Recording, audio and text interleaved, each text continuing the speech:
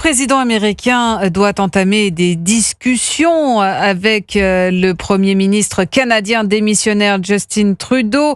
Celui-ci promet d'ailleurs de riposter donc aux hausses des douanes, aux hausses des taxes. Mais Donald Trump reste déterminé.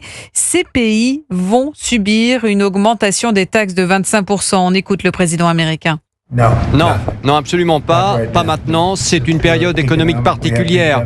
Nous avons un grand déficit avec ces trois pays. Dans le premier cas, cela va permettre de freiner le trafic de fentanyl qui tue des milliers de personnes par an.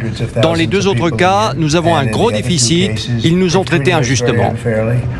Et Donald Trump fait les mêmes reproches à l'Union européenne. Les produits de l'UE seront très bientôt à leur tour visés par des augmentations de droits de douane. Oui, mais l'Union européenne ne serait pas forcément la grande perdante, Véronique. Et pour cela, il faut regarder la réalité des échanges commerciaux entre les États-Unis et l'Union européenne. Barthélémy Philippe, Donald Trump entend rééquilibrer la balance commerciale. Oui, aujourd'hui, le rapport de force penche en faveur de l'Union européenne, ce qui insupporte Donald Trump.